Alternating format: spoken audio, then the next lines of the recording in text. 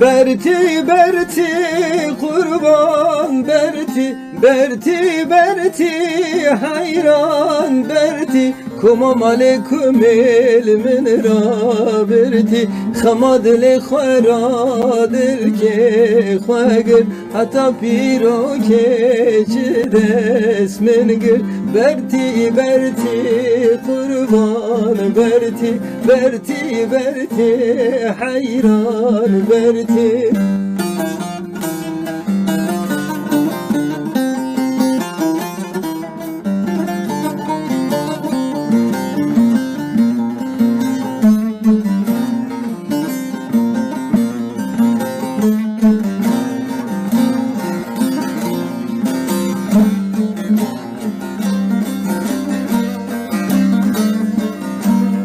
Ava bira germa keli Ava bira germa keli Serpe ya bu Hazret Ali Ez şum deslin gevi kali Godli ve ma dünya vali Berti Berti kurban Berti Berti Berti hayran Berti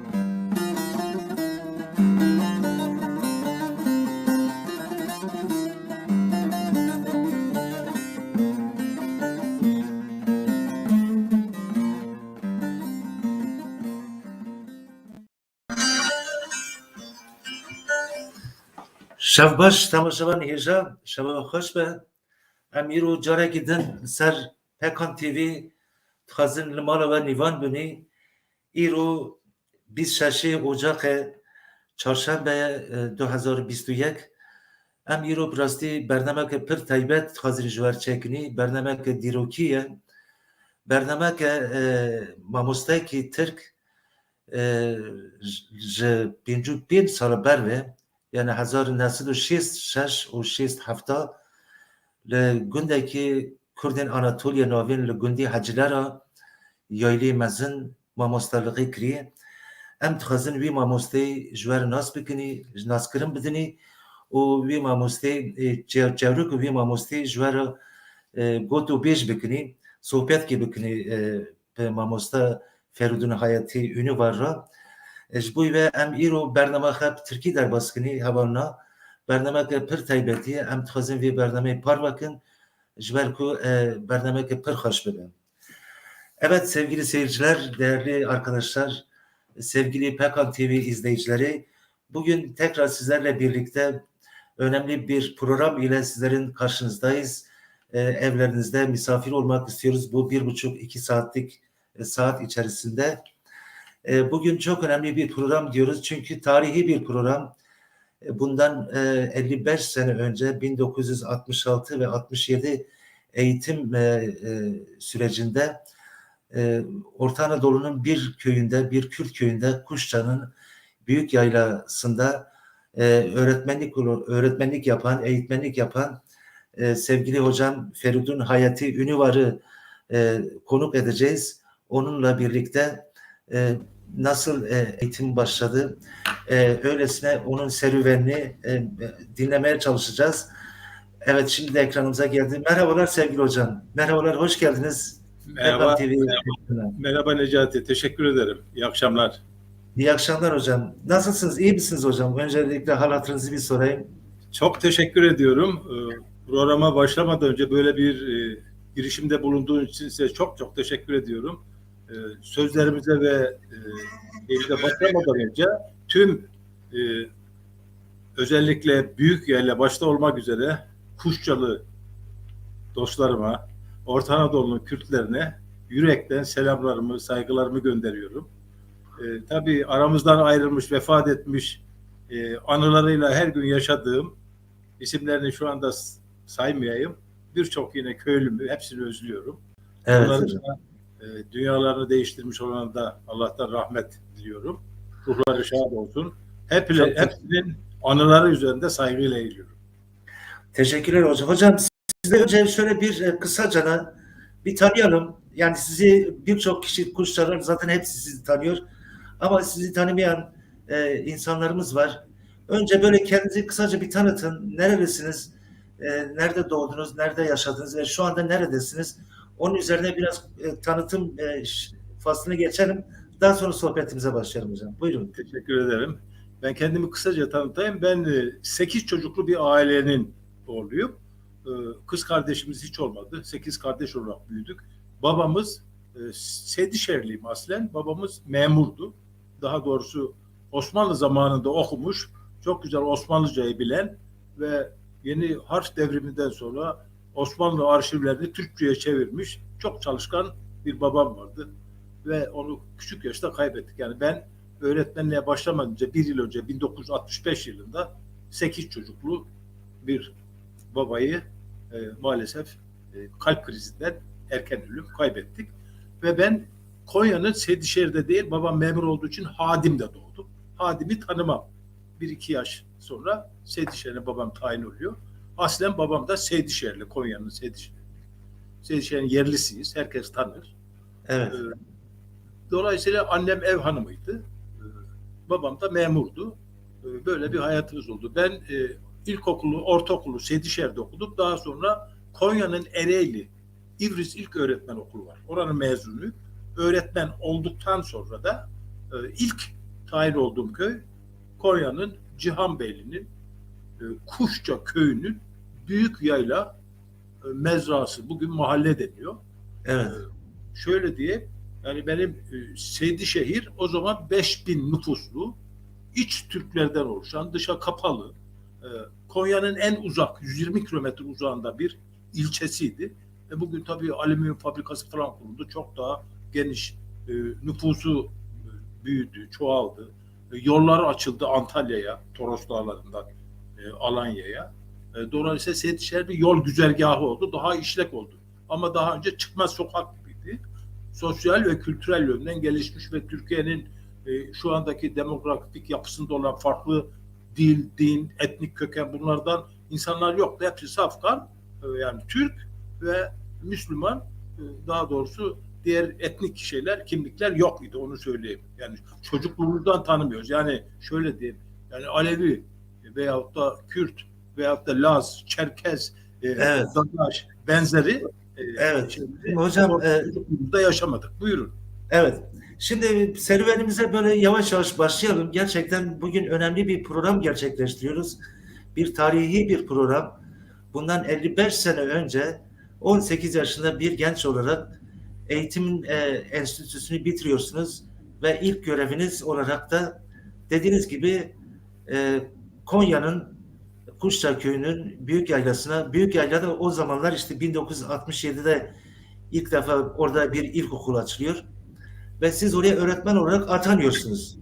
Şimdi Konya'nın o Büyük Yayla mahallesine geldiniz. Nasıl karşıladınız? Nasıl bir köyde orası? Orayı hiç sormam. O ilk günü hiç unutamam. İlk sordum. Yani ömrüm boyunca unutmadım hala.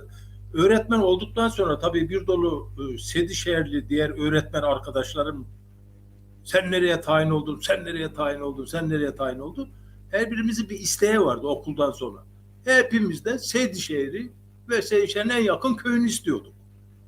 Ve dolayısıyla ilk tayinlere gelenler, mektupla gelenler işte Seydişehir'in yakın köylerine olunca hepsi seviniyorlardı, sevinçten uçuyorlardı. Benim tayinim de Konya'nın Cihanbeyli'nin Kuşça köyünün hiç duymadığım, bilmediğim bir yerine çıktı. Üzüldüm. Üzüldüm ama mecbur gideceğim. Öğretmen olmuşuz. Yani tayin olacağız. Devletin yaptığı bir tayin. İlk mezun. Daha 18 yaşındayım. Evet. Sonra arkadaşlarımdan onu da diyeyim, yani torpilli olanlar yakın köylere ve şeylere geldiler. Yani gidip yani valiyi görenler, Milli Eğitim, Konya'da Milli Eğitim Müdürünü görenler, Evet. ailesinin tek çocuğu olanlar, ayrıcalıklı olanlar, ta o zaman yani bunu hissettim. Ben tabii üzüldüm ve zoruma da gitti bu ayrıcalık. Ya benim 8 tane kardeşim var. Hiçbiri daha memur da değil. Ekonomik durumumuz da iyi değil. Yoksul bir aileyiz. Dolayısıyla Bu adamlar zengin çocuklar, bunlar en güzel yere geliyor. Analı, babalı, bilmem neli. Bize doğru Konya'ya bir gün öncesinden gittim, valiye çıktım. Konya valisi, oğlum dedi, oraya dedi git sen dedi, git dedi. Kimi göndereceğiz başka dedi. Mecbur gideceksin dedi. Ondan sonra tekrar boynu bükük Sedişehir'e döndüm. Ondan sonra valizimi hazırladım. Elimde bir küçük valiz. İçerisine bir iki kitap koydum. Bir gömlek, bir kravat, bir ceket. Yani bunları aldım. Başka bir şey yok. Yola düştüm. Evet. Artık bu ilk gününü sordunuz da Sedişehir'den sabahleyin 8 otobüsüyle Konya'ya hareket ettim. 2 saat, 2,5 saat sonra Konya'ya geldik. Eski garajın olduğu yerden. Oradan sonra soruştura Cihanbeyli'ye daha ilk defa gideceğim. Sordum işte şuradan otobüsler gidiyor. Garajı gösterdiler. Çok eski atıl kalmış arabalardan, otobüslerden böyle bir otobüs bindik. Ondan sonra yine 1-2 saat sonra Cihanbeyli'ye geldik, indik. Cihanbeyli'ye gelince ne yapacağım? Cihanbeyli'de soruştur dedilerdi. Milli Eğitim Müdürlüğü'ne. Nereye nasıl gideceğim? Milli Eğitim'e gittim. Milli Eğitim'e gittiğim zaman dedi ki sizin dediler Kuşçalı burada dediler bir tane bakkal var. Kim bu bakkal? Nerede? Dediler tam Konya Cihanbeyli Caddesi'nin ortasında. Adı ne? Adı da Mulla Keçeli. Keçeli, evet. Mulla Keçeli. Meşhur. Biz geldim oraya, Mulla Keçeli şapkalı böyle efendi bir adam beni hoş karşıladı dedim. Ben öğretmenim. Öğretmenim size hoş geldin evladım buyur. Tabii farklı bir Türkçe konuşuyor. Ben orada anlamadım adamı. Yaşlı diye. Yaşlı da değil ama yani giysileri bilmem neler bizim oranınki değil. Farklı yani. Evet, ondan sonra beni oturttu. Bir çay ısmarladı. Güzel davrandı. Evladım dedi sen şimdi burada bekledi. Ben seni köyüne göndereceğim dedi. Köyüme şimdi benim mahallemizin muhtarı gönderiyor yani. Allah dedim yani bu yani devlet memuru değil, müfettiş değil, vali değil, kaymakam değil. Adam da kendini tabii anlatamıyor bana tam. Yani ben bir görevli bir şey değilim. Sana yardımcı oluyorum. Bunlar da o zaman çocuğum anlamıyorum. Sağ olsun. Biraz sonra bana dedi ki ben seni dedi buradan dedi Yenicoba üzerinden göndereceğim. Yenicoba üzerinden bir kamyon buldu böyle arkası açık bildiğimiz pancar bilmem hayvan taşıdıkları kamyon. O kamyonun içerisine şoför mahalleye bindirildim. Oradan şeye geldik Yenicoba'ya. Yenicoba'dan da bir at arabasıyla beni Büyükyayla'ya direkt Büyükyayla'ya gönderdiler. 1-2 saat daha o Celil Boğaz'da geçip tangur tabii ben bakıyorum peri bacaları gibi çok güzel taşlar falan ya. O manzarayı falan düşünmüyorum artık ben. Sabahleyin 8'de Sedişehir'den kalktığın zaman sorsana bir oğlum ne yedin? Karnın aç mı? Öyle ya. Sana kim kahvaltı yaptı? Kahvaltı yapan annen mi vardı? Baban mı? Kimse yok. Açsın, sefilsin. Aynı böyle çıkmışız. Ondan sonra yani köye geldiğim zaman Büyükyayla'ya rahmetli Mahmut Demir amcam vardı. Mahmut Demir. Evet. Ev gibi bir adam. Evini onu yaptılar. Oraya gelip beni yaptılar. Dediler bu köyünüzün öğretmeni. Oo hoş geldin. Hoş geldin. Beni kucakladı Mahmut amca. İçeriye buyur etti. O kadar hızlı bir şekilde yayıldı ki Büyükyayla'ya köyümüze öğretmen gelmiş diye. Hepsi heyecanla öyle bir heyecan içerisindeler ki benden daha çok heyecanlı hepsi. Yani aylardır, yıllardır bekledikleri bir öğretmen geliyor köylerine. Ben bunları bilmiyorum tabii. O heyecanı tabii ben ilk dakikalarda yani ilk bir saat geçmeden anladım onu. Hepsi yeni bir öğretmen geliyor. Bu nasıl? İn mi, cin mi, neyin nesi? Öyle biz Türk öğretmeniz, Türkçe öğretmeniz. Okula geliyoruz. Yaylaya bir okul açılıyor. İlk defa yaylaya bir okul açılıyor. Çünkü yaylanın o günkü durumu Kuşça köyü ile yayla arasında bir anlaşmazlık var.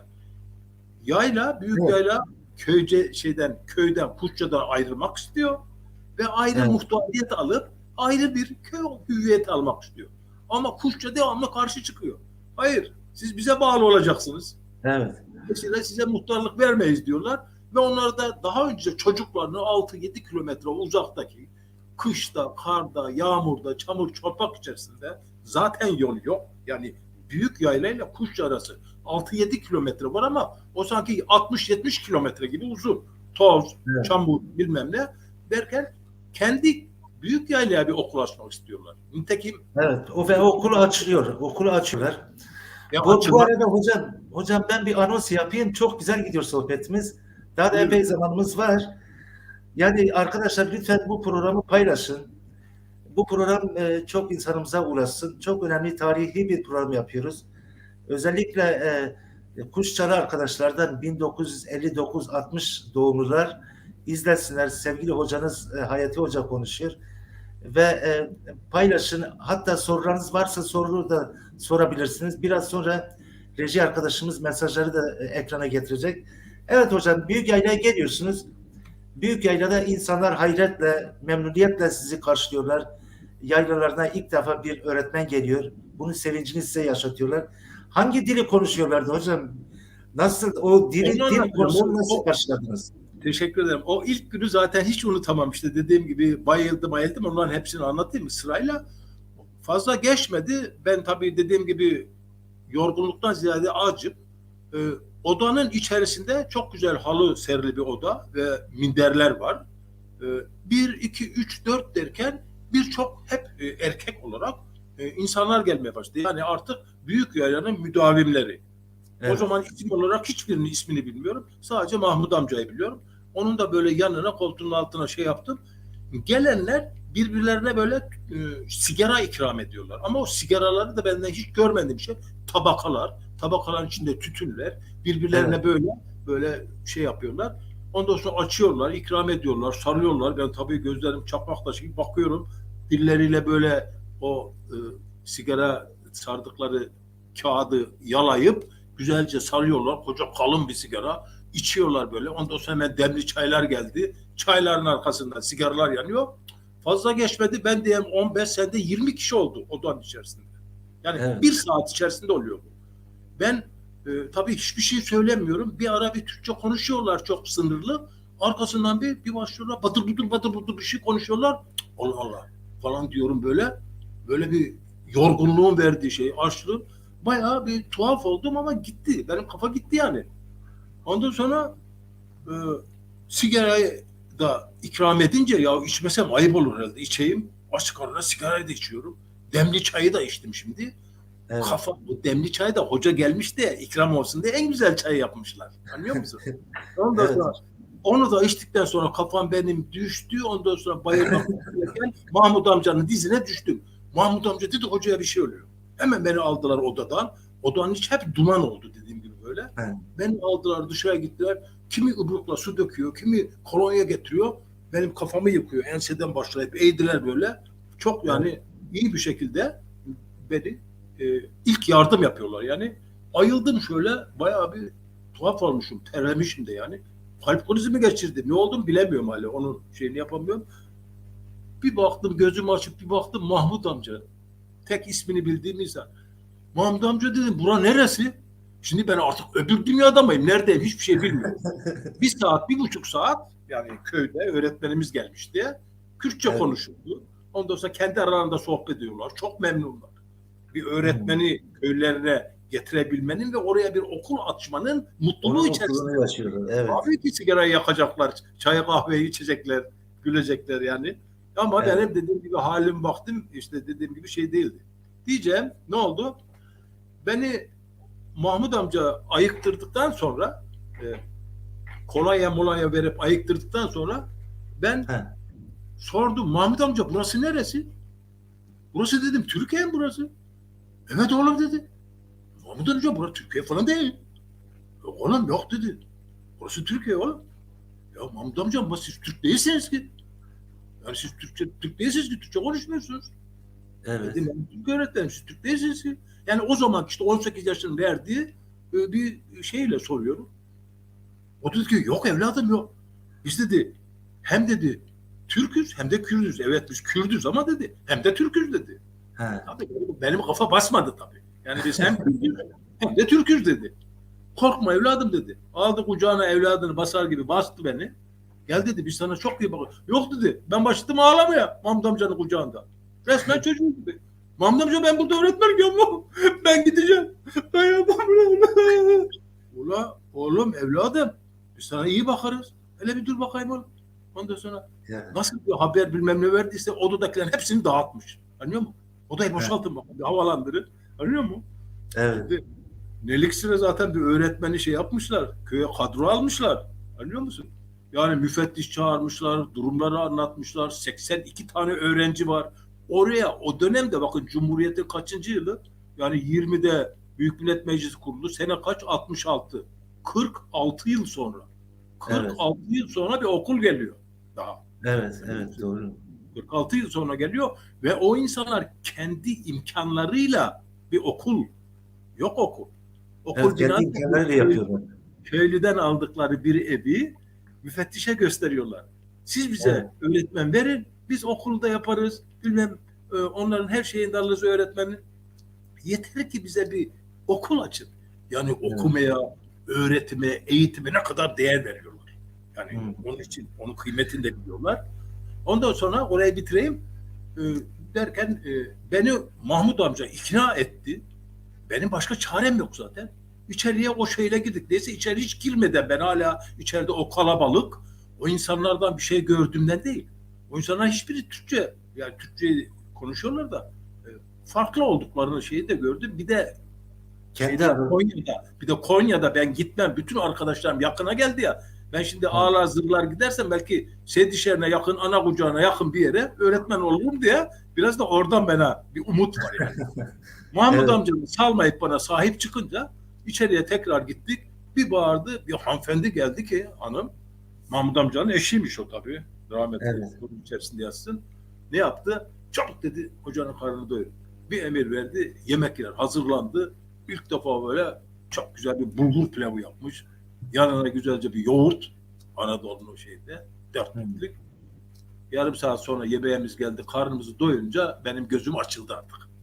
Ondan sonra Mahmut amca bana bir nasihatini yaptı. Ama bu arada ilk çağırdığı şeylerden Hatip amca vardı.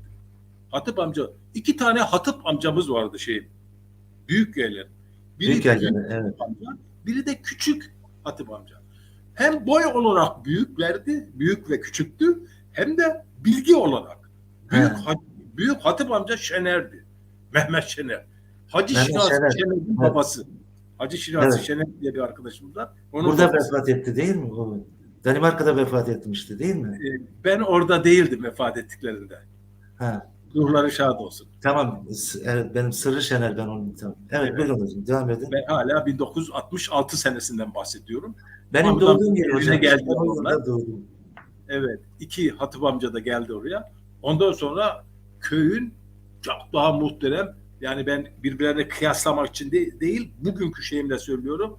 Hepsini ilim, irfan dediysem yani Cumhuriyet kültürü, Türk kültürü, siyaset, farklı şeyler. Mehmet Kara diye bir adam çağırdı bana. Rahmetli, o da nur içinde yatsın. Evet. Yani, şahit olsun Mehmet Kara. O Mehmet daha kısa boylu. Şöyle baktığı zaman bir şeye de benzetemezsin yani. Yani fizik olarak. Ama kardeşim adam derya. Ben ne Türkçe biliyorum, ne Türk öğretmeniyim de ne Türkçeymişim.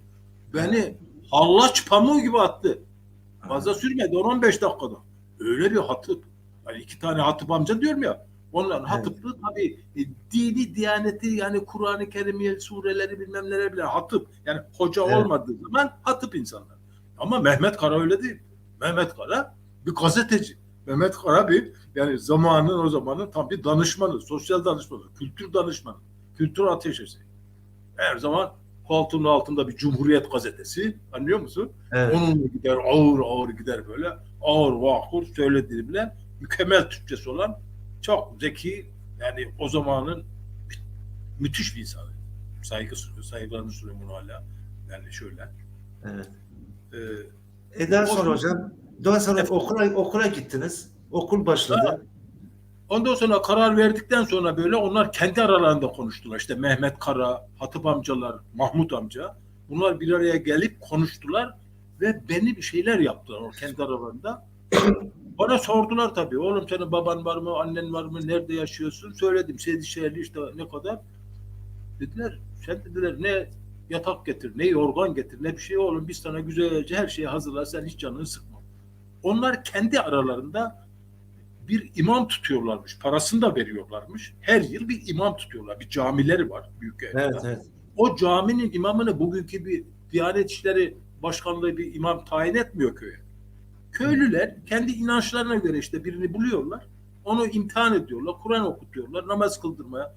Ondan sonra teravih namazı, bu cuma namazı derken ona para veriyorlar. Ve o pazarlık yapıyor köylüler. Ben sizin yanınızda yiyeceğim. 3 öğün yemeğinizi de siz vereceksiniz. Buradaki Evet. bu evde yatacağım. Benim paramı siz vereceksiniz. Köylü düşünüyor, büyük köyler. Diyorlar ki biz nasıl olsa imamın yemeğini yapıyoruz. Her gün 3 öğün yemek veriyoruz. Yatağını, yorganını bilmem ne de biz deriz. Bu hocaya da okulda bir yer verelim. Oğlum sen çaydanlık getir, sen yatak getir, sen yorgan getir, sen halı yastık getir derken bir günde benim evimi hazırladılar. Okulun bir odasını Harmankaya diye biri vardı. Bir rahmetli. Onun Kuşçu'ya taşınıyor Büyükyayla'dan. Onun evini de okul yapmaya karar veriyor Büyükyayla. O Harmankaya'nın evini 3 tane odası vardı. Odanın birini öğretmenin yatacağı yer. 2 tane odası da 2 dershane. Öğrencileri bir topladık. 82 tane öğrencimiz vardı. Ve bunlardan büyük olan öğrenciler 4. 5. sınıfta olanlar Kuşçu'ya gidip geliyorlarmış. Türkçe konuşabiliyorlar. Yani Evet. Türkçe bilen insanlardı onlar, o öğrencilerim. O ilk öğrencilerim zaten Osman'dı. Osman Kömürcü. Ha, İlk, ha, evet. yani başladığım zaman dediler hoca korkmasın. Çocuk daha bu. Hocanın yanına bir tane kimi verelim konuşuyorlar. Osman Kömürcü. Osman'a da Osman diyorlardı. Osman Ha. Kömürcü. Burada şu anda Kopenhag'da yaşıyor. Kızı falan doktor oldu. Benim ilk öğrencilerimden. Evet. O Ahmet Deveci vardı. Şu anda bir taksi şirketi falan Evet, var. evet. Bunlar benim ilk öğrencilerim yani. Evet. Onlar Türkçeyi biliyor. Onlar da bana rehberlik ve danışmanlık ve tercümanlık yapıyor tabii. İlk okula Hocam başladığım- burada siz ne düşündünüz? Yani bu nasıl bir şey? Ben bir okula gelmişim.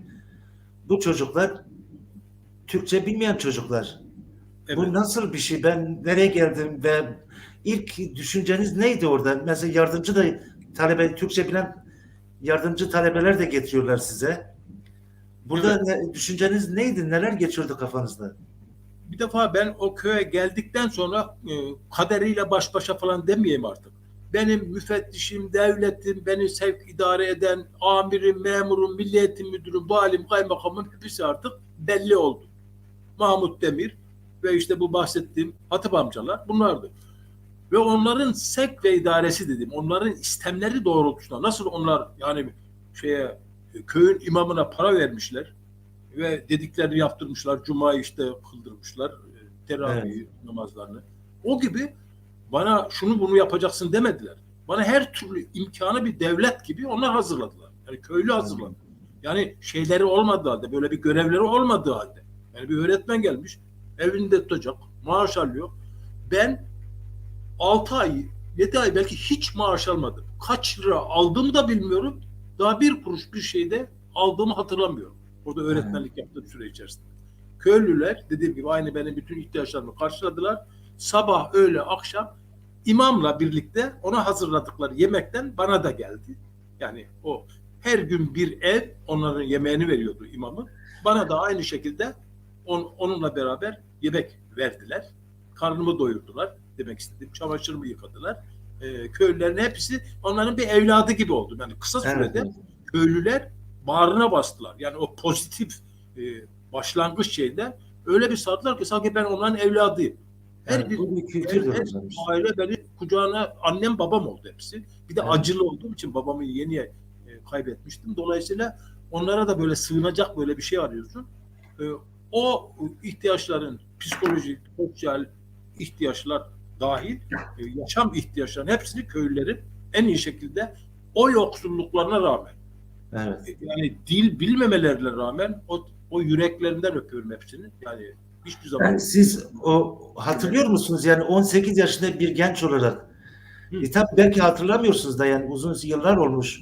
Yani neler geçti kafanızda? Ya ben nereye geldim burası? Ben bu çocuklara şimdi bu Türkçeyi nasıl öğreteceğim? Hiç bilmedikleri bir dili ben nasıl bunlara kavratacağım gibi düşünceler neydi düşünceler kafanızda? Aynı şunu düşündüm. Beni bu kadar seven, beni bu kadar bağırlarına basan, bana bu kadar değer veren ki o sevgi bir ailede bulabilir ancak. Ana baba evinde bulabilir. Orada benim hepsi yani 80 küsur işte 90 aile vardı belki orada ev olarak. Onların her biri böyle beni bağrına basıp da sevip kendilerinden biri gibi görünce bunu karşılığı olarak ne yapırsın? Sen de onlara layık bir eğitim, öğretim bir şey vereceksin ama yok. Evet. Yok. Kitap yok. Defter yok, kalem yok, tebeşir yok, sıra yok, masa yok, kara tahta yok, hiçbir şey yok. Türkçe yok. Türkçe Sen de buyur. yok. Ya bu yoklar ülkesinde bu ne ya? Yani ben buna hiç hazır değilim ama hiç bozuntuya vermiyorsun. Yani o yumurtalar okulda öğrendiğim şeyler, yumurtalar getirdi çocuklar. Sobanın kurumlarıyla beraber karıştırdık onu. Ondan sonra bir ne yaptık? Boya gibi bir şey yaptık. Bir tahtalar çaktık.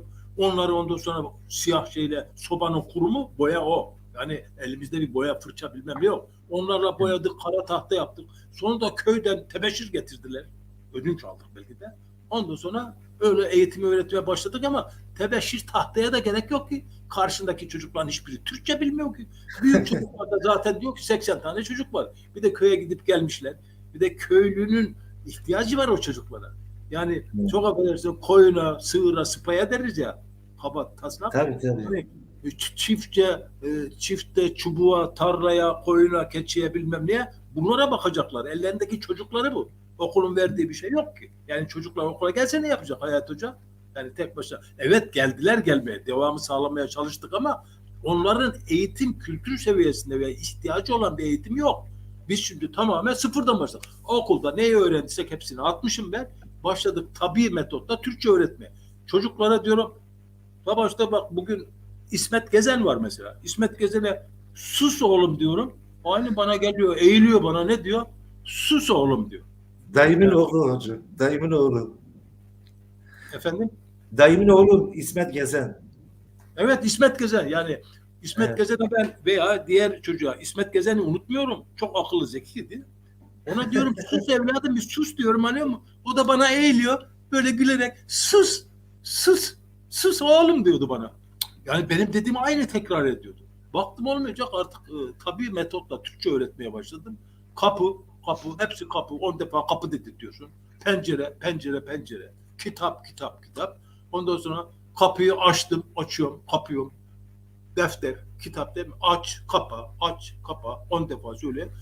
Ben 6 ay içerisinde o çocukların nasıl Türkçe öğrendiğini hala hayret ediyorum. 6 ay içerisinde Türkçeyi öğrendiler ve beni güldürüp yani o kadar muhallit şeyler yapıyorlardı ki şakalaşıyorlar, beni güldürebiliyorlardı. Anlıyor musun? Yani Evet. o kadar mükemmel yani seviyelerine göre bir Türkçe'ye kavuştular kısa bir sürede.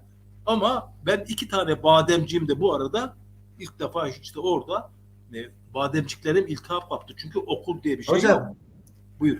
hocam soru cevap şeklinde gidelim. Bak mesajlar da geliyor. Evet. Sevgili Kuşça'da abimiz Metin Baysal tanıyorsunuz. Metin Baysal o zamanlar köydeydi. O köydeydi de. Evet. Bak ekranda mesajı yazıyor. Diyor Feridun hocam, bizler iyi ki sizin gibi iyi ve kötüyü birbirinden ayırabilen, işçiden, köylüden ve ezilenlerden yana olan ve anti sömürgeci olan bir eğitimciyi köyümüzde ağırlamışız. Bu köye nice öğretmenler geldiler ve gittiler. Hiçbirisi sizin gibi yüreklerimizde yer edinmedi. Bunun sebebi 18 yaşında hayatında görmediği ve başka bir dili konuşanları farklılığıyla sevmenizdir. Sevgiyle sizleri selamlıyorum diyor. Sevgili Metin Baysal abimiz.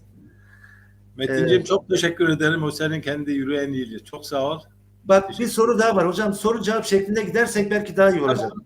Buyurun Gene sorun. hikayemize kaldığımız yerden devam edeceğiz. Tamam teşekkür Erol ederim. Yılmaz diyor ki hocamıza bir sorum olacak.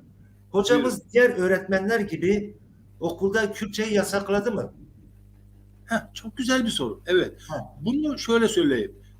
Bu soruya şöyle bir cevap vereyim. Yani o günkü yaşadıklarımı aynen birebir anlatıyorum. Ben yasak böyle bir şeyi bilmiyordum. Hiç bilmiyordum. Benim öğrencilerim ve özellikle de öğrenci velilerimden rahmetli Dede Deveci, Mulla Sütçü, bir de şey vardı. Mulla Sütçü, Hacı Hacı Fener. Hacı Fener yapmıyordu o müfettişliğini. O çok şeydi. Ha müfettişliği. Hacı Ömer Gezen vardı. Hacı Ömer Gezen, Hayır. Müfettişçi bir de Dede Deveci. Bu üç Rahmetli tanesi de benim dayı. en yakın arkadaşlarımdı. Ve bunlar hoca diyorlardı şu pencereye gel bak tıkla. Nereye tıklayayım? Kürtçe konuşuyorlar. Derslerinde çalışmıyorlar. Yani bunları sıkıla. Bunları eğer sen sıkılamazsan öğrenmezler. Ha. Ya öyle şey mi olur? Ben zannettim benimle yani şey yapıyorlar, şaka ediyorlar. Çünkü onlarla her akşam beraberdik okuldan sonra. Evet. Arap güreşi de oynuyorduk çayları içtikten sonra. Ha.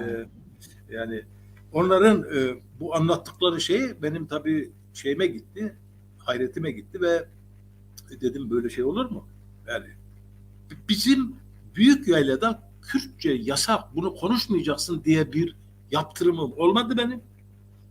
Duyduğuma göre Kuşça'daki diğer öğretmenler, bizden önceki Kuşça'ya giden öğretmenler Evet. ki daha önce açıldı ya, orada çok affedersin tezek yedirmeler, dövmeler, Kürtçeyi yasaklamalar ve benzeri.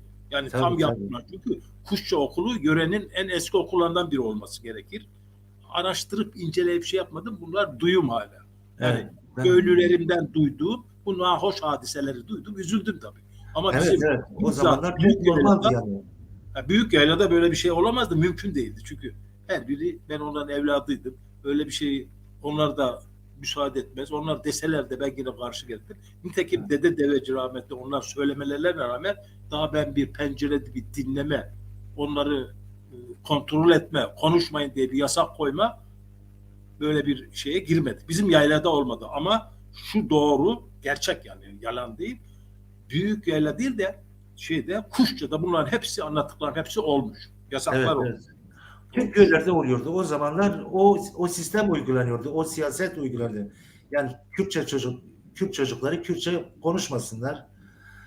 Sadece Türkçe konuşsunlar. Hem okulda hem evlerinde anne babalarıyla Türkçe konuşanlar diye bir talimat verilmişti. Eğitim Evet. Bakanlığından Evet, veya evet, sisteminden. Ama belki Türkiye'de daha, uygulamadı. daha çabuk Türkçe, yani iyi niyete de bakarsın, pozitif negatif de düşünebilirsin. Yani Türkiye'deki yani Kürtçe konuşan Kürt halkını asimile etmek, yani tabii dilini zaten yok edersen veya dilini konuşturmasan veya Türkçe öğretmek, yani çünkü Türkçeyi bilmiyorlar. Cumhuriyette de resmi dil yok. Türkçeyi koymuşlar. Dolayısıyla yani bir millet oluşturma şeyi var ya, ondan dolayı biz pozitif de bakarak, yani ama her ne olursa yasak. Yani dil yasağı koymak yani ırkçı, ayrımcı, çok faşistçe bir düşünce yani. Ben bunların daha sonra kaldırıldığını, tabii bunu hataların yapıldığını, sonra kaldırıldığını, şu anda ne kadar kaldırıldı, ne kadar uygulanıyor, onlarla girmeyelim o durumlara. Benim Hocam Kürt, burada bir soru daha var. Hemen böyle soru cevap şeklinde geçelim. Hoca buyurun. Kürtçe öğrendi mi diyorlar diye soruyorlar. Bravo. Çertiki, Keyfati, hoşi, elhamdülillah. Bir de yani içerisinde hem Türkçe var, hem Kürtçe var, hem de Arapça var. Yani Türkçenin içerisinde yani Arapça dominant, Arapça ağırlıklı bir dilimiz var. Yani sizinle şimdi normal bir Türkçe konuşsak Allah razı olsun.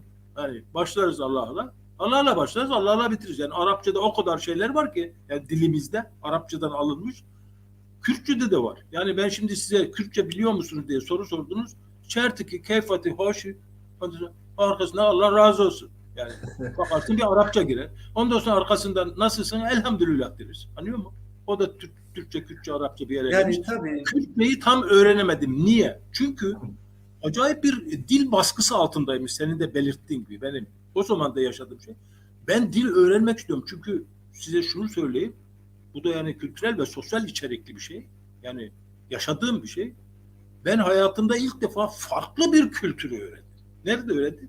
Kuşça'nın büyük yerinde öğretmenlik yaparken Kürtlerin bir kültürü oldu. Ayrı bir dili oldu. Ayrı bir millet oldu. Yani karşında yani bir derme çatma, dün gelmiş de buraya bir yerden bir yere aktarılmış, yani göçmen şeklinde veya göçebe şeklinde veya bir tabii afetler, deprem, sel, anlıyor musun? Böyle bir doğa afetler yüzünden bir yerden bir yere göç edilmiş geçici bir halk değil. Yani oranın kadim bir halkı, bir bakıyorsun kültürüyle, diliyle, edebiyatıyla, tarihiyle, giyimi, kuşamı, yemeği, kültür, her şeyle farklı bir kültürü gördüm orada. Daha Ya. anlattığım gibi hayatımda şu anda mesela ben 8 tane dil biliyorum. O kadar farklı kültürleri yani öğrendim. Yaşım 70 yaş. Ve dolayısıyla o zamanki o gördüğüm, ilk defa tanıdığım, müşerref olduğu kültür Kürt kültürüdür. Bunun benim yaşadığım yani Türk kültüründe veya benim de Türk kültüründe demeyeyim altıncı. Benim öğrendiğim o cumhuriyet kültüründendi. Çünkü biz cumhuriyet çocuklarıydık. Cumhuriyet öğretmenleriydik. Evet, Cumhuriyetçi olarak yetiştik. Padişahın o baskıcı, gerici, hurafeci hep öğretilenler bunlardı. Onlara karşı, onu istibdadına, onlara karşı cumhuriyetçi, devrimci, ilerici, aydın böyle şeyle yetiştik ve köylere gönderilir gelirken sizler eğitim ordususunuz. Halkımızın o zaman gerçekten de Türkiye'de %65'i okuma yazma bilmiyordu. Yani gerçek olan bu. Kim? Erkeklerden %35'i, Türkiye genelinde kadınların %65'i okuma yazma bilmiyor daha. yani. Yani ben öğretmenliğe başladığımda bu 1966 yılında nüfusun %60, yani bir gecede cahil mi oldu? Yani Türkiye'de Cumhuriyet kurunca herkes cahil mi oldu? Daha önce evet Osmanlı'da okuyordu. Sadece saray ve etrafındaki %10 kişi o sarayın dilini ve Osmanlıcayı biliyordu. Okuma Evet. yazmayı biliyordu. Hocam, Ama şimdi- şimdi Kuşçu'ya geldiğim zaman Büyükyayla'da benim gördüğüm yani en utanç verici konulardan biri şu. Onu anlatmam gerekiyor. Ya ben öğretmen olarak doğdum. Yani Aristo'yu okuduk. Yani Batı edebiyatından, Yunan edebiyatından, Yunan medeniyetinden bilmem neden şundan. Bir de eğitici, öğretici olarak mesela eğitim, öğretim dünyasından aldığımız bilgiler göre bize diyorlar ki yani felsefecilerine ey öğretmenler, öğretmenliğe başlamadan önce çocuklarınızın anasını, babasını tanıyın. Ailesini tanıyın diyor. Yani Hocam ben şimdi geldim çok güzel bir geçiyor. anneyle konuşamadım. Senin çocuğun durumu şudur. Senin Ya. çocuğun eğitim, öğretim durumu şudur. Şu ihtiyacı var. Daha o Siz konulara ne geleceğiz düşünüyorsunuz? hocam. Çocuğu doğuran, büyüten o. Yani düşünebiliyor musun? Yani bir anne ile yani öğrencimin annesiyle konuşamadım. Niye? Ya. Çünkü Kürtçe o. Kürtçe konuşuyor. Ben Türkçe konuşuyorum. Hiç aramızda bir diyalog olmadı çocuğunun eğitim ve öğretim durumu. Bu çok çok önemli. O kadar Hocam önemli ki bu. şimdi izleyiciler Ben destek bitirdim. veriyorlar. Efendim? İzleyiciler destek veriyorlar. Böyle biraz soru cevap şeklinde sohbet çok güzel. Daha da zamanımız var. Şimdi Doğan Yılmaz burada hocamıza soru diyor. Ekranda şimdi özelde bölgenin veya Kuşça ve çevresinin kimliği olan Kürt kültüründe diretmesi ve Kürtçe eğitime öğretim değil sahip çıkmasını mı doğru bulursunuz?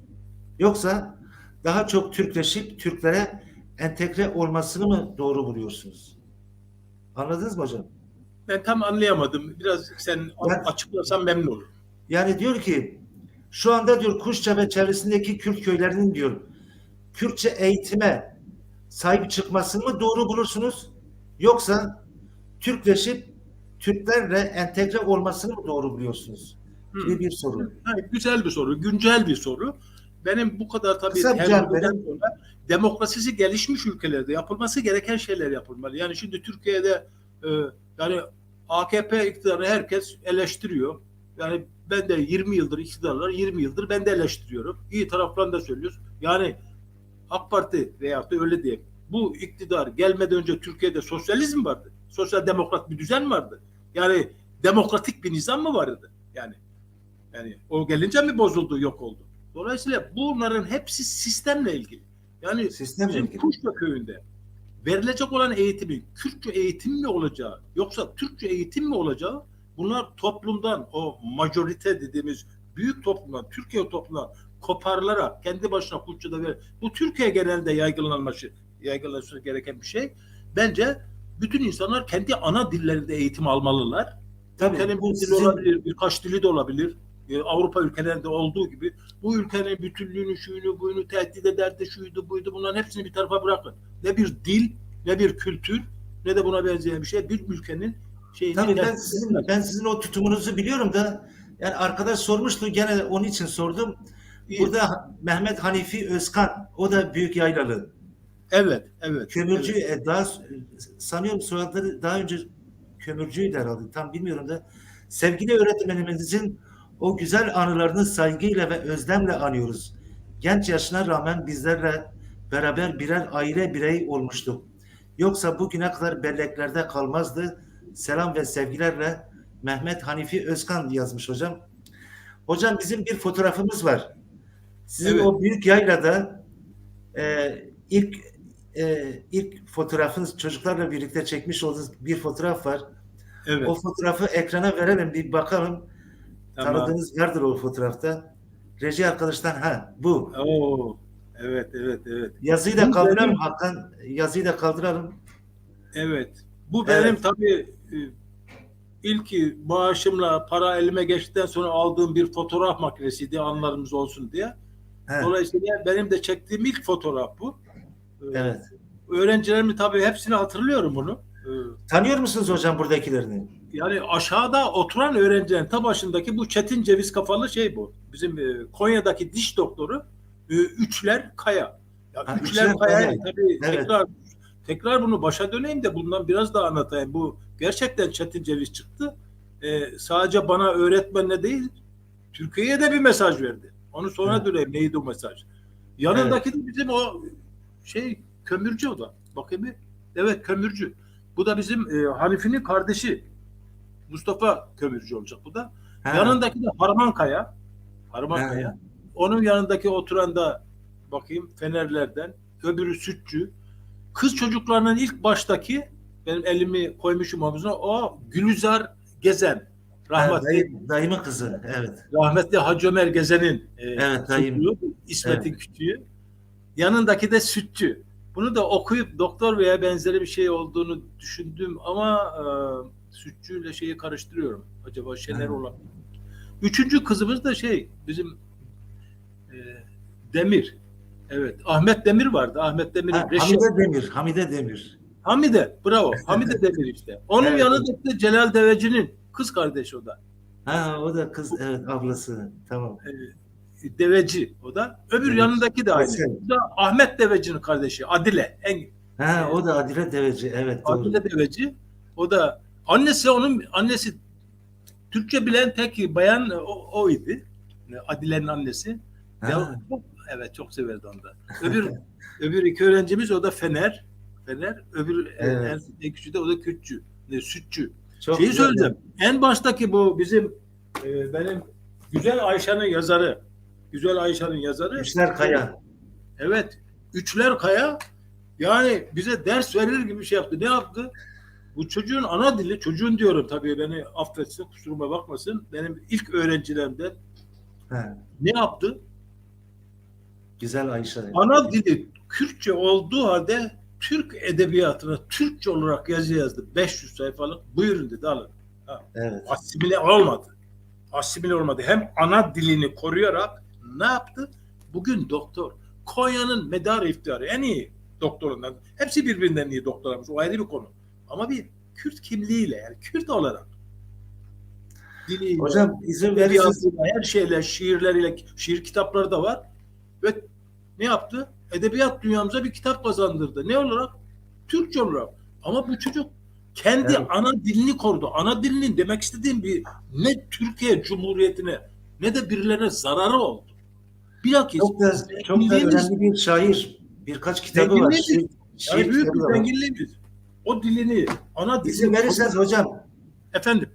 Onun sizin yazınız var. Kuşça.com'da bu hikayenizi yazmışsınız. Üçler Kaya da altında bir şiir yazmış. O şiiri okuyayım mı isterseniz? Köy okulları üzerine. Dinlemek isterim. Lütfen. Evet. Talebe, sinir hücresi, sevgi acı, ızdırap iletisi. İradi atokrat, yakar yıkar kahrolası. Nöron ulak ulaştırır, neron adak yakar. Ahırdan bozma kerpiç okul.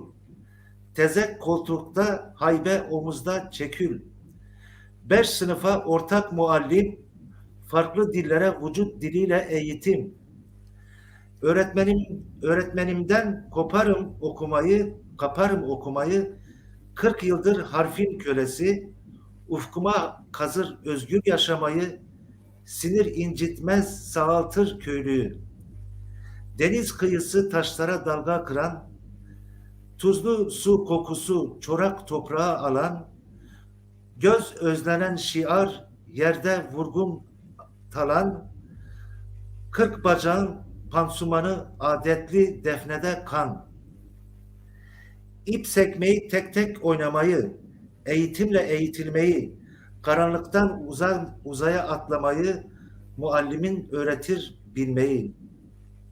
Tencerede pişer bulgur ham, Hayati hocam eğitir daim, onurlu düete icabetim, yorumları şiirle rehberim, şiirde rehberim. Evet. Nazım'ın şifreli, Üstad Nazım isyanlı, İbriz'den Anadolu sathı öğretmenli, Söğüt ağacı ister mezara, dest gölgeli, toprağı Anadolu, Mezopotamya kokmalı. Nöron şiiri iksir, Neron hazma kısır. Güçler Kaya. Evet, Teşekkür ederim. Güçler Ben de öyle. Sağ arkadaşımızın olun. gerçekten Türkçe kelime hazinesi çok güçlü. Bilmediğimiz birçok kelime de var şiirin Tabii içerisinde. tabii. Kürtçesi de Hocam aynı burada şey. bir soru var. Burada bir soru var. Hocamız en son ne zaman oraya, o bölgeye gitmiştir diyoruz diye bir soru var. En son ne zaman gittiniz hocam? O Kuşça bölgesi. En son olarak mesela en son olarak gittiğim tarih 1990'lı yılların ikinci yarısıydı. 95 yıllarında falan gittim. Son Evet. olarak gittiğimde tabii Kuşça'yı gezebilme imkanı bulamadım. Benim yine hafızamdan hiç çıkmayan Ali Baran diye bir arkadaşım vardı. Ali Baran uzun boylu. Burada. Köyümüzün en uzun boylu Evet, gençlerinden evet. biriydi. Ve o okulu gitmiş köyde okumuş ve okula işte boş olduğu için gelirdi. Hal hatır sorardı. Birlikte top oynardı çocuklarla. Topu bir aldı mı öbür kaledeydi. Hepimizi kor geçerdi.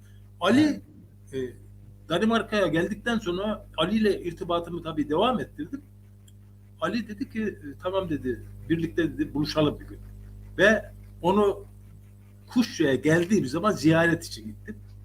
Hem onu ziyaret ettim hem de o eskilerden İzzet Şener vardı. Hatip amcanın küçük kızı. Rahmetli İzzet abi. Çok Evet. sevgili bir abimiz. Evet. Ruhu şad olsun. Çok Evet. sevdim. Bunun evinde misafir kaldı. Ağabeyim de vardı. Beraber birlikte gittik. Yani 2 defa köyümüzü ziyaret ettim. İzzet'i gördüm. Bizim Nevzat Sertdemir'i gördüm. Evet. Eski öğrencilerimde. Evet. Köyde tabii terk edilmiş gibi bir hali vardı. Bayram Fener'i gördüm. Çok sağ olsun. Evet. Hacı Fener amcamızın. Tabii o konulara belki değineceğiz de oradaki yaşadığımız şeylere. Evet. Ana dili eğitiminden ve dilin öneminden bahsettiniz ya. Yani Evet. Kürtçe ana dili ulusumuzun, yani bugünkü aklıma, beynimle söylüyorum, ulusumuzun, Türkiye'nin bütünlüğünü zedeleyici, yani bir kültür ya. Kültür bugün Japon kültürünü yaşıyor. Herkesin cebinde cep telefonu, işte bilmem ne, bu kitap bu ona çevrilir. Bir kültür, bir sosyal, kültürel, bunlar bir ülkeyi parçalayamaz. Yani insan sevgisi olan bir şey. Ya sevgiyi ne parçalar soruyorum sana. İnsan insanı sevdiği zaman, insanın dili kendine, kuşun dili. Kuşun dilini, yani bir kuşu, bir canlıyı biz hayatta kalması için uğraşıyoruz değil mi? Yani bir dili nasıl yaşatamayız? Bir de yani 3 kişi 5 kişinin de değil. Koca bir yani Kürt coğrafyasındaki Türkiye'de ben zannederim bunlar aşıldı yani.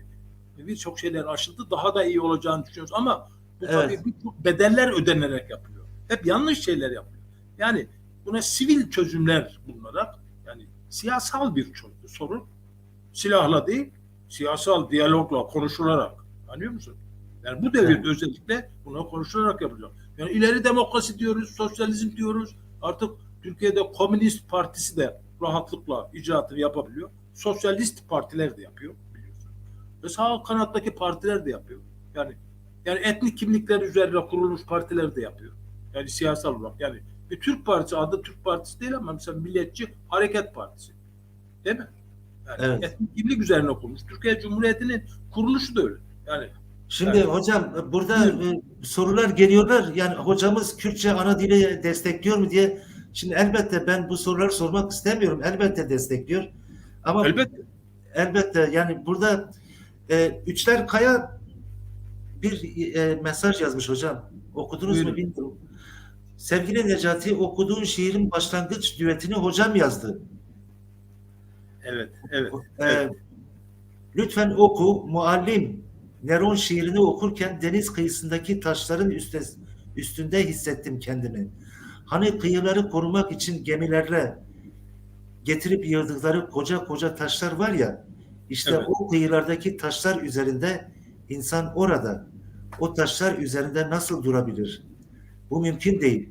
denizin kokusuyla ufuklara, uzaklara, göğün deniz ile birleştiği yere bakmak, kafayı kaldırıp ileriye bakmak, nefes almak, taşların bir bir gerisi yok. Evet, çok güzel. Şimdi hocam birçok soru var. Buyurun. Burada bir arkadaşımız yazmıştı. Onu da sorayım. Hocam yani bizim izleyiciler biraz böyle eleştiriler, sorular da sizden çok memnunlar. Sizin o eğitmenci yanınızı çok beğeniyor ve bugüne kadar hala Kürt dilini destekliyorsunuz. Kürtlerle hala dostluk yapıyorsunuz. Ama diyorlar ki madem ki hocamız 8 tane dili öğrenmiş, neden bunlardan birisi Kürtçe değil? Bravo. Ben Cihanbeyli'de 2 yıl öğretmenlik yaptıktan sonra, yani Cihanbeyli diyorum, Kurtça Büyükyayla'da, zaten öğrenme dili, yazı dili olmayınca öğrenemiyor insan. Her ne kadar Büyükyayla'daki köylülerimden Kürtçe öğrenmek için heves edip de sorduğum zaman karşılığını alamıyordum. Genellikle de onlar çekimserdiler. Yani Kürtçe bana öğretecek o kapasiteleri, şeyleri yok. Yani bir eğitim dilleri yoktu. Yani öğretmen derler ki bir Türk'e Kürtçe öğretecek. Yani ben sen o, biz siz onlar, fiiller, çekimler, yani dil bilgisi kuralları, bir dolu şeyler var. Kendilerinde yani eğitim öğretim bir imkan meselesi. O imkanı bulamamışlar ki başkalarına kendi dillerini öğretsinler. Bir defa birinci handikap diyeyim, yani birinci sorun buydu. İkinci sorun, zaten öğrenecek vakit de o şey de yok. Yani materyal, yazılı materyal. Çünkü sabahleyin 8'de başlıyordum okula, akşam kararına kadar. Yani 5 saat teneffüs şu bu yoktu bizim. Sabah başlıyordum, akşama kadar eğitim. Yani müfettişin yok, kademe yok, müdür yok, şu yok, bu yok. 82 öğrencim vardı. 5 sınıftan müteşekkil. Evet. Dolayısıyla çok yoğun bir çalışmada Kürtçe öğretmeye birinci şey vaktim yoktu bir defa. İkincisi, öğrendiğim Kürtçe, yani şeyimi, nedir o, ihtiyaçlarımı karşılayabilecek kadar. Yani bir eve geldiğim zaman mesela dede Çuku, dede nereye gitti? Ancak dedenin hanımına soruyordum. Veyahut da Hacı Ömer Gezen'in. Kapıyı gelip çaldığım zaman yengemi çıkıyordu hanım. Onunla hiç Türkçe konuşamıyordum. Dede nereye gitti diyemiyordum. Onu öğrenmiştim ihtiyacı olan kelimeyi. Dede Çuku, o da diyordu ki o da el işaretleriyle konuşamıyor. Ondan sonra neredeyse buluşuyorduk. Doğu Anadolu'ya gittikten sonra Varto'ya, Varto'nun da yani 20 kilometre uzak bir yere, işte niye Kürtçeyi öğrenemediğim şeyi, oraya da geldiğim zaman oradaki Kürtçe ile İç Anadolu'daki Kürtçenin 2 ayrı Kürtçe olduğu. Kelimeler farklı, şive farklı. Yani eğer ana dilim Kürtçe olsaydı belki çabuk öğrenirdim. Yani bu da önemli hocam. Buraya hemen geçtiniz. Yani siz 2 eğitim yılı Kuşça'da kalıyorsunuz. 66-67 eğitim yılında. Evet. Daha sonra da tayininiz Varto'ya çıkıyor. Yani Dersim'in, Tunceli'nin Varto ilçesine. O şöyle oldu. Ben Cihanbeyli'nin, yani Büyükyayla'dan ayrılmayacaktım. Ben devam edecektim daha. Yalnız askerliğim geldiği için 20 yaşına geldim. 18 yaşındaydım. 20 yaşına gelince beni er olarak askere aldılar. Yani daha önce subay falan tanıyıp şey yapıyordu öğretmenler. Bizim o dönemde bize o fırsatı vermediler. Dediler ki bize, bütün öğretmenler Türkiye'deki o zaman, dediler ki siz temel eğitimi alacaksınız. Tüfek omuza selam dur. 4 temel eğitim 4 aydı. 2 ay ihtisas eğitimi, 2 ayda temel eğitim. Ondan sonra orada bölüklerinizde karar verilecek. Çünkü Türkiye'nin bu kadarı öğretmensiz, cahil, ya Ali okullarında öğretmenliğe devam edeceksiniz yahut da ihtiyaç olan yere devlet gönderecek, orada öğretmenlik yapacaksınız. Evet. Ben 4 ay eğitimi, yaz tatili geldiği zaman 68'de gittim. Manisa'da askerlik yaptım. 4 ay sonunda Manisa'da kurra çektirdiler bize torbanın içerisinden. Milli Savunma Bakanlığı'na çıksaydı askerde Ali okullarında okuma yazma bilmeyen erata Türkçe öğretecekti. Ben Milli Savunmayı değil, Milli Eğitim Bakanlığı'nı çektim ve Milli Eğitim Bakanlığı bizi direkt tepeden tayin yaptı. Nerede ihtiyaç var? Kuş uzmanı, kervan geçmez, öğretmen olmayan, hiçbir öğretmen de gidip çalışmak istemediği bir yer. Neresi burası? Varto'nun İlbeyköy'ü. Varto'nun İlbeyköy'ü, Varto'ya 20 kilometre, Bingöl Dağları eteklerinde. Evet. Kuş uçmaz, kervan geçmez. Bir de 1966'da deprem olmuş. Deprem sonrası 2 yıl okul kapanmış. tahta ve barakalardan üstü saç bir okul diye bina yapmışlar. Orada da tahta yok, masa yok, sandalye yok, o yok, bu yok.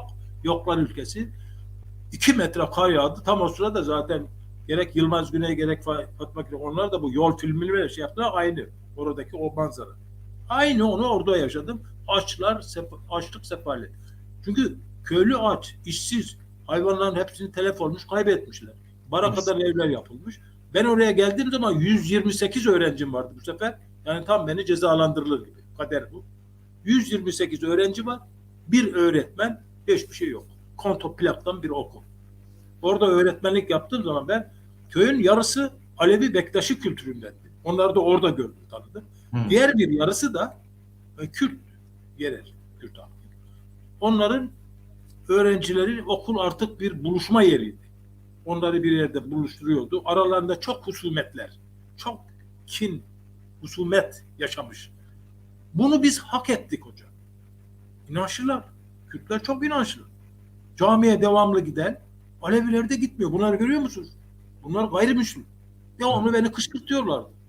Yani bir Kürt evine gidip bir çay içelim, okuldan sonra bir şey yapalım dediğim zaman devamlı Alevileri kötülüyorlar. Yani hakim sınıflar mı yapıyordu, kim yapıyordu, ne yapıyordu? Halkı böyle parçalaştılar, birbirine düşürmüşler. Mesela gece yarısı olunca Alevilerin ahırına gidiyor, 10 tane koyununu boğuyor, bıçaklıyor, öldürüyor diri diri. Ya zaten 2 metre kar. Bu hayvanlar zorluk içerisinde besleniyor. Adamların parası pulu yok. 4 tane, 3 tane kuzulu koyunu var. Öldürülür mü bu? İşte husumet, kim? Ondan sonra bunlar karşılıklıymış. O onlarınkini, öbürlerinkini öldürüyormuş. Bunları yaşadım orada. Ondan sonra diyorlar ki bu Allah'ın bize gazabı. Deprem bize haktır. Bizi cezalandırdı Allah diyerek yorum yapıyorlar. O 68 yılında bunları duydum tabii. Üzücü bir şey. Ve Varto'da kimse kalmadı. Ben 2 sene öğretmenlik yaptım ama Varto'nun o köyündeki hepsi yurt dışlarına işçi olarak da birçokları şu anda hala o öğrencilerim var. Kimi Frankfurt'ta, kimi Hannover'de, kimi Münih'te. Benim Facebook'tan olsun diye sosyal medyadan arkadaşlarım, öğrencilerim hala. Yani onlar hala o Varto'nun o günlerini hatırlıyorlar. O çektikleri şeyler anlatıyorlar. Tabii Almanya'da olmalarına rağmen hiçbir zaman geçmişlerini unutmuyorlar. Böyle. Evet. O Varto'dan da bir fotoğrafınız var. Aslında reji onu da bir gösterse daha sonra konuyu biraz değiştirelim hocam. Tamam. O Siz bilirsiniz. fotoğrafı da görelim reji arkadaş. Tamam. O Muş'un Varto ilçesinin köyünde. Onu büyüt biraz Hakan. Muş'un Varto ilçesi, evet. Varto ilçesinde İlbey diye bir köydü. Dodan olmuş. Evet. Bu resim işte. Evet. Bu sağ uzanan kişi sizsiniz. Öğrencileriniz yatan bu, evet, aşağıda yatan uzanan benim. En arkadaki de bu Hasan. Bu Hasan'ı hiç unutmam. En arkadaki en uzun boylu çocuk. Sol taraftaki köşedeki Hasan.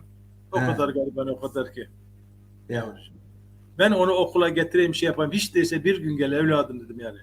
Okula gel. Öğretmenim, benim babam mecbur gönderiyor. O karda, kışta koyunları, kuzuları neyse alıp devamlı çobanlık yapıyordu çocuk. Ya. Yavrum şimdi sen ne yiyorsun yani burada ne yiyorsun? Yani ben çünkü açlık ve sefalet çektim. Sefiller oynadım. Orada o diyordu ki öğretmenim ne var dedim arkanda, sırtına böyle arkasına bir şey sarmış böyle tümsekçe duruyor. Dedim o ne? Hocam dedi tas bu. Ne tası? Ne yapacağım bu tası? İçinde bir şey mi var? Yok. Yani ne var? Ekmek var bir de sırtındaki şey. Sen orada nasıl ne yiyorsun? 8-9 saat orada kalıyorsun. Öğretmenim dedi ben dedi sütü dedi sağıyorum dedi bu tasın içerisine. Ekmekten, sütten içiyorum böyle dedim. Dedim kaynak dedim mikrop kapar şu olur bu olur. Biz de öğretmeniz ya güya. Yok öğretmenim dedi. Hasan diyor bunu. Mustafa dedi o da gidiyor ama o ne yapıyor dedi. Biliyor musun onu? Ya dedi öğretmenim o tası da götürmüyor. Ben yine tas götürüyorum. Nasıl oluyor bu iş? O dedi bir ekmekten ısırıyor, bir dedi keçinin dedi memesinden emiyor. Yani. Yapma. Yani. Doğa insanları bunlar. Doğada birlikte yaşıyoruz yani hayvanlarla insanlar. İşte. Hocam şimdi bir saatimiz geçti. Ben istiyorum ki kalan süremizi böyle biraz o günlerde yaşadıklarınızın bugüne böyle çevirebilirsek. Yani sorular da geliyor, sorular da geliyor. O günlerde yani sizin o karşılaştığınız Anadolu'nun iki yerine gidiyorsunuz. Bir Orta Anadolu'ya geliyorsunuz. Orta Anadolu'da bakıyorsunuz bir Kürt bir köy. Hiç tanıdık olmadığınız bir Kürt toplumu. O çocuklara eğitim vermeye, Türkçe öğretmeye çalışıyorsunuz. Daha sonra da bölgenin Anadolu'nun doğusuna geçiyorsunuz. Yani Kürdistan bölgesine gidiyorsunuz. Muşur, Varto ilçesinde tekrar Kürtlerle karşılaşıyorsunuz. Tekrar Kürtlere Türkçe öğretmeye başlıyorsunuz. Yani e, bak burada Fehmi Yıldırım bizim köylü o soruyor. Fehmi Yıldırım belki tanırsın. Evet. Diyor ki o zamanlarda diyor Kürtçe eğitimin olmaması sizi vicdanen nasıl yani sizin Hı. evet Anladım. evet Yani siz bir Türksünüz, Türk öğretmenisiniz. Türkçe öğretmek için mesela öğretmen oraya olmuş. gitti. Tabii ki Yani o zamanlar yani çok gençtiniz. Yani Kürtlerin varlığından da belki haberiniz yoktu. Yani ben onu demiyorum. O zamanlar görev itibariyle onu yapmak durumundaydınız. Ama yani bugünden de bakarak o günlerde de durumu göz önüne alırsanız hı. nasıl bir böyle tartıyorsunuz? Yani nasıl bir ölçüm yapıyorsunuz? Benim karşılaştırmam hep şöyle oluyor. Şimdi Osmanlı İmparatorluğu'nun e, yıkılmasıyla da demeyeyim de ortadan kaldırılmasıyla, hilafetin kaldırılmasıyla, yerine Türkiye Cumhuriyeti'nin kurulmasıyla bir devlet, ilk defa yani bir devlet kuruluyor, devletleşiyor. Yani Osmanlılar daha önce bütün fethettiği yerleri serbest bırakmışlar. Yani bana 50 tane altın göndereceksin, şu kadar şunu göndereceksin, oraya bir asker, 50 oraya bir subay veya paşa koymuş. 20-30 Evet. tane fethettiği yere asker koymuş. Dolayısıyla hepsini iç işlerinde şeyde serbest bırakmış. Dolayısıyla daha bir özgürlük varmış. Yani Osmanlı zamanında serbestlik, yani iç işlerinde hepsi serbest. Herkes kendi ana dilini konuşmuş. Dış şeylerde Osmanlı'ya bağlanmış. Bir başka ülkelerle bir sorun yaşadığı zaman devamlı Osmanlı'ya bağırmış. Padişah da ben oraya asker göndermiş, yardım etmiş onu. Yani Bosna, Hersek, Makedonya, Romanya, ta Viyana'ya kadar işte kuşatmalar yapılıp da Avrupalıların işlerine kadar 3 kıtada at koşturan Osmanlı yaşam biçimi ondan arta kalan cumhuriyeti kurup da yani bir oturmuşlar işte ilk defa 23 Nisan 1920'de meclisi kuruyorlar. Meclisi kurduktan sonra bir ülke yaratacağız. Bu ülkenin adına ne diyelim? Türkiye. Başşehir nere olsun? Şurası olsun. Bayrağı ne olsun? Bu olsun. Yani bir devlet. İlk defa bir ulus devlet kuruluyor. Yani Evet. devlet şeklinde yaşayan, demokrasinin gelmediği, demokrasiyi tanınmayan, yani İslam dininin kurallarına göre, yani şeriata göre. Çünkü padişah hem devletin başı hem de dinin. Yani bir şeriat devleti. Ondan bir demokrasiye geçiş. Yani bunu demokrasi kurulmuş mu diyeceksin? Yani 23 Nisan 1920'de kurulan mecliste. O zaman şunu demek istiyorum yani. Bunlarda bir birlik yok. Dil birliği yok, kültür birliği yok, coğrafi bir alanda öyle bir birlik yok. İşgalden sonra diyorlar tamam biz burayı işte kurtaralım. 7 düelle savaşalım. Yani verilen bugünkü bilgiler hep öyle. 7 düelle savaştık. Efendim emperyalizme karşı mücadele ettik. Ondan sonra da cumhuriyeti kurduk. Yani cumhuriyeti kurduk. Demokrasiyi getirdik. Seçme seçilme hakkı. Kadınlara şunu getirdik. Bunu bir bakıyorsun bugün bir şeye ya bir ülkede demokrasi kurulur da yani 90 değil mi? Tam 101 sene oldu. Yani Türkiye Cumhuriyeti Büyük Millet Meclisi açıları 23 Nisan 1920'den şu ana kadar 102 yıl oldu. 102 yıldır bir ülkede demokrasi kurumlaşmaz mı? Demokrasi müesseseleriyle kurumsal halkına eşit davranamaz mı? Etnik kökeni ne olursa olsun bunlara eşit bir muamele yapmış olsa yani bütün bu sorunlar orada. Demek ki bir sistem sorunu var. Kuruluş sorunu var. Dolayısıyla benim veya diğerinin yani Doğu Anadolu'ya, Güneydoğu Anadolu bölgesine veya Kürtlerin yerleşik yaşadıkları yerlere bir Türk öğretmeninin veyahut da bir Türk kimliğiyle giden bir kişinin ne yapacak? Mevcut yasaların şeyler neyse verilen görevi onu yapacak. Onların Evet. sistem sorunu yani bireysel bakmıyorum ben mesela. Dolayısıyla Türkiye'de yapılması gereken anayasal reformlar başta olmak üzere yani o şeyi soracak olursan bana benim şu andaki düşüncem tamamen farklı. Onu revize ediyorsun. Yani mevcut sistemin eksiklerini kapatmış oluyor. Yani bir sosyalist bir devrim yapmıyorsun. Komünist bir devrim yani Türkiye'de bir devrim yapılmış dedim ben devrim olarak bir şey görmüyorum. Yani Türkiye'de Cumhuriyet devrimleri diyorsun, onların hepsi reform hareketleri, reformist. Yani devrim bir sistemi değiştiriyorsun. O zaman da olan aynı emperyalist, kapitalist, Alman kapitalizme bağlı olan şeyi ne yapıyor? Aynı devam ettiriyor. Yani Türkiye Cumhuriyeti de aynı şekilde devam ettiriyor. Yani bir sosyalist devrim sistem mi değiştiriyor? İki sistem var. Biri komünist sistem, bir tanesi de kapitalist sistem. Türkiye ta o zamandan beri bir kapitalist sistemle idare edilip geliyor. O sistemi seçmiş. Ondan sonra Şimdi hocam bu son günlerde Türkiye'de seçmeli ders diye bir durum ortaya çıktı. Yani hükümet dedi ki biz Kürtçeyi seçmeli ders olarak verebiliriz. Kime veririz? Kürtlere ve Kürtçeyi öğrenmek isteyen kişilere seçmeli ders olarak verebiliriz eğer yeterince talep olursa. Şimdi siz bu konuya nasıl bakıyorsunuz? Yani Kürtler için Kürtçe seçmeli ders mi olsun? Seçmeli ders olması doğru mudur? Belki diğer uluslar için, belki diğer insanlar için, yani Kürtçeyi öğrenmek isteyen insanlar için seçmeli ders olarak Kürtçe verilebilir. Ama Kürt insanlar seçmeli ders olarak Kürtçenin verilmesi sizce nasıl bir durum? Nasıl görüyorsunuz bu konuyu? Ben şunu söylüyorum. Seçmeli ders falan. Şimdi Arapça, yani Türkiye layıktır diyorlar. Layık kalacak. Yani hukukun üstünlüğü şu bu. Hepsi lafta, şablon. Hepsi, yani bunun uygulanan bir şey yok hiçbiri. Hiçbiri de uygulanmadı. Cumhuriyet kuruldan beri layıklığı ne gördüm ne de demokrasiyi gördüm. Ben bunu açık, net olarak söylüyorum. Aynı şekilde dil konusunda, eğitim öğretim konusunda da aynı. İnsanların yerinden yönetim diye bir şey var. Yani Federal Almanya Cumhuriyeti, federatif bir cumhuriyet. Anlıyor musun? Yerinden yöneteceksin. Türkiye'de bunu engellemek için ne yaptılar? Ya Türkiye'de idari yapılanma, idari yönetim sorunu var. Aynı federatif bir sistem getirilirse Türkiye'de çok güzel bir şekilde olur ve dil ve diğer sorunlar, eşitlik ve benzeri bütün demokratik sorunlar hepsi ancak öyle bir sistem değişikliğiyle, anayasal bir değişiklikle Türkiye refaha kavuşur. Değilse Türkiye şimdiye kadar olduğu gibi, yani Kürt sorunu diyorlar, Kürt sorunu var, bilmem. Ya bunların hepsi hikaye.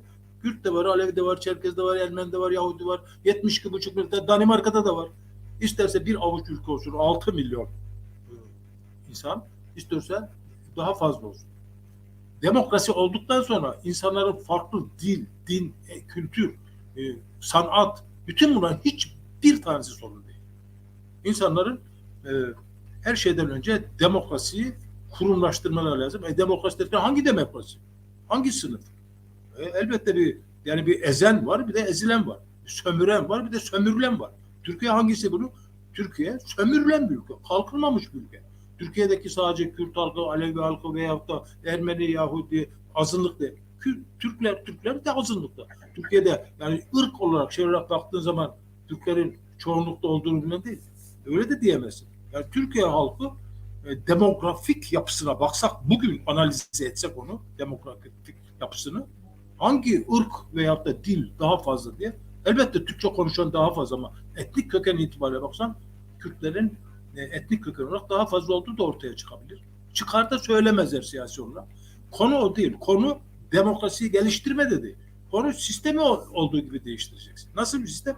Ezilen sistem, tabii bu sosyalist bir sistemle olur. Ve sosyalist sistemi, komünizmi mi getirelim Türkiye'ye? Hayat Hoca, sen komünist misin? Komünizmi mi getirelim? Niye bu kadar böyle açık şey? Ya evet, daha önce sanki Türkiye'de demokrasi mi vardı? Veyahut da sosyalist bir sistem vardı. AKP gelince herkes şimdi saldırıyor. Tek adam rejimi, efendim nedir o? Diktatörlük, saray diktatörlük. Ya kardeşim, 1920'de Cumhuriyet kuruldan Atatürk 1938'de vefat etti. 38'e kadar tek adam yönetimi var. Tek parti dönemi var. Yani 50'de çift partiye gitti. Yani demek istediğim şey, o zaman da diktatörlük vardı. O zaman da tek adam rejimi vardı. Biz 102 senedir birbirimizle uğraşıyoruz. Necati'ciğim, ben bunu söylemek istiyorum. Bu siyasetin gözü kör olsun. Bunları aklı başında bilen adamlar şey yapacaklar. Etnik kimlik ve milliyetler üzerinden Türkiye Cumhuriyeti kurulmuş. Türk ulusu diyor bir defa. Türk ulusu, sen Türk olacaksın diyor. Yani Türk ulusu. Anlıyor musun? Türk milleti. Oraya gelen adam Türk. Yasama, yargı, yürütme yapıyor. Ya o zaman ne yapacak? Türk ulusu adına yapıyor. Sen diyorsun ki ben Türk değilim, ben Kürdüm. Bu senin hakkın, ben Kürt. Ben Kürdüm demek niye hakkın değil? Sen Kürtsün çünkü. Aslını inkar mı edeceksin? Yani insan hakları, demokrasi şeye baktığın zaman o şeye, şablona, yani siyasi ilme baktığın zaman işte bir sosyalist sistem var, bir de dediğim gibi kapitalist sistem var. Bizim Evet. içinde bulunduğumuz sistem ezen ve ezilenlerin olduğu sınıflı bir toplum. Bu Evet. sınıflı toplumda Şimdi hocam çelişkileri ve sömürüyü, bunları ortadan kaldırabilmem için sistemimizi yenilememiz lazım. Anayasal Evet. değişiklikler yapmak lazım. Ve bunun için de konsensüs sağlayacak, konuşularak, savaşla, şiddetle, terörle veya yani bunu devlet terör yapar, öbürü yapar, Ahmet yapar, Mehmet yapar derken ben şunu demek istiyorum. En büyük şeytan zaten Amerika Birleşik Devletleri, süper güçler. Yani kirli sermaye dediğimiz kapitalist sermaye. Beni de kullanıyor, seni de kullanıyor, öbürünü de kullanıyor, halkları birbirine kırdırıyor. Orada bir kaos çıkartıyor ve ne yapıyor? Kendi sömürüsünü daha güzel bir şekilde. Şu anda Türkiye'de emekçiler en fazla ezilen, o yoksul halk hala sınıfsal bilinci yok. Yani aynı sınıfın insanları birbiriyle çatışıyor. Ne yapıyor? Aynı sınıfın ezilmiş, yoksul insanı, senin dilin, hocam her şeyin buyur. yani hocam çok güzel gidiyor da ama istiyorum ki yani böyle biraz sadece yani bu işte bulunduğunuz bölgelerdeki yaptığınız eğitmenlik sürecinizi ve bir de biz şimdi Pekan olarak yani bu televizyonumuz da Pekan TV platformen Kurdin Anatolia Navin yani Orta Anadolu Kürtlerinin platformu ilk defa tarihte yani Kürtler Orta Anadolu'ya geldiğinden bundan 350-400 sene önce Kürtler ilk defa Orta Anadolu Kürtleri olarak bir platform kurdular. Ve ismine de Orta Anadolu Kürtleri platformu dediler. Şimdi biz de bu platform etrafında birleşmeye çalışıyoruz. Bizim temel amacımız asimilasyona karşı mücadele ediyoruz. Yani Kürtler asimile olmamalılar. Kürtler kendi dillerinde konuşmalılar. Hem evlerinde hem de dışarıda hem de eğitim dilleri Kürtçe olmalı diye bir hedefimiz var. Böylesine bir mücadele içerisindeyiz. Biliyoruz yani siz tabii ki Kürtçe eğitimi destekliyorsunuz. Asimilasyona da karşı çıkıyorsunuz. Ben sizi çok iyi tanıdığım için bunun iyi biliyorum.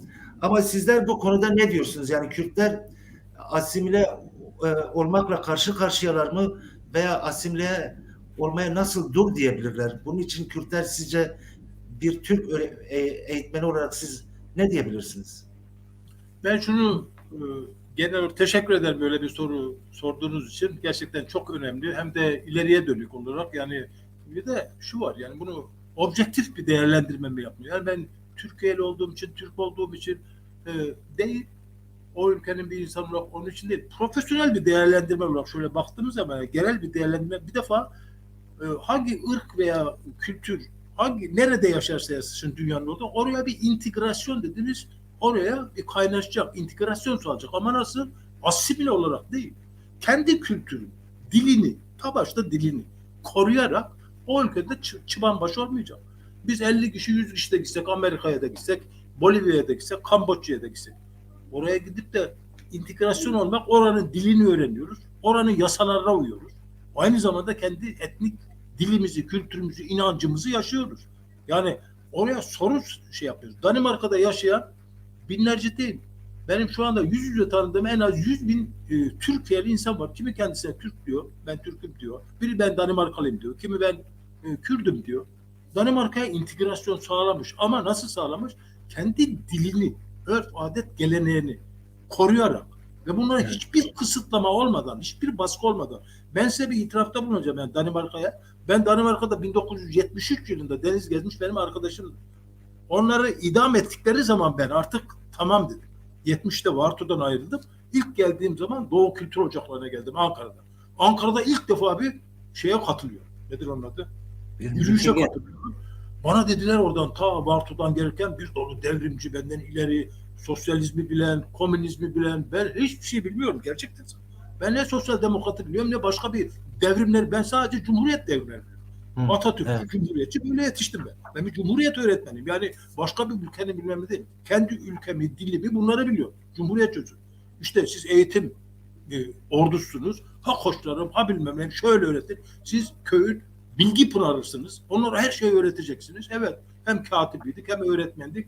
Yani hiçbir eğitim bilmem ne kapasitemiz olmadığı halde bizden çok şey bekleyen bir devletimiz, ülkemiz vardı. Neticede ben Ankara'ya geldiğim zaman Doğu Kültür Ocakları'na geldim. Ondan sonra yürüyüşe kahrolsun Amerika 6. filo protestolar bilmem ne öğrenciler taşıyor böyle. Netice ben onlar idam edilip asıldıktan sonra aynı doğumluyuz. Deniz gezmişlerle. Yaşasalar da benim yaşımda olacak. Evet. Ruhları şad olsun. Saygıyla anıyorum hepsini. O devrimci Ruhları şad olsun. kuşağımızı, 68 kuşağımızı ve artık şuurum bozuldu ve turist olarak ben Danimarka'ya geldim ama yüreğim yanıyor. Öğretmen olmak için neler çektim. Ben yoksul bir aileden geliyorum. Öğretmenliği bırakıyorsun da geliyorsun. Burada şimdi işçi olacaksın. Evet, demir döküm fabrikasına girdim mesela. Orada çalışmaya başladım. İlk günde 60 ton demir. Potaya eritiyorsun bilmem ne. Yani şey veriyorum. Bir taraftan tabii gurur meselesi değil. Aslında çalışıyorum. İşçinin nasıl, hangi şartlarda alın teriyle nasıl geçindiğini, çalıştığını öğreniyorum. Çok ağır endüstride çalışıyorum ilk yıl Danimarka'da. Bu arada içimden ilk abi ana dil eğitimi. Çünkü yurt dışına öğretmen olarak gelmek için Türkiye'de 7 sene öğretmenlik yapmışım. Şu dili biliyorum, bu dili biliyorum, İngilizce, Fransızca biliyorum falan diye yazdım. Yurt dışına öğretmen olarak gelmek istedim. Tayin etmediler. İstifa edip de buraya geldiğim zaman dedim Danimarka'da ana dili öğretmenliği yok mu? Yok. Ya Almanya'ya, Türkiye'ye Türk çocuklarının ana dili eğitimi için Türk öğretmeni gönderiyor. Ya ben de burada buna müracaat edeyim. Geldiğim zaman özel duruma girmedim tabii sizinle. Geldiğin zaman oğlum buraya nasıl geldin? Buraya geldiğim zaman turist olarak geldim. Ağlayarak geldim. Mesleğimizden ayrıldım. Ondan sonra Aarhus'a geldim. Hamburg'da önce tutukladılar. Öğretmen olduğuma dair kimliğimi falan gösterdim. Türkiye'de öğretmendim diye. Geçtiler. Nereye gidiyorsun? Danimarka'ya, oradan da İngiltere'ye gideceğim.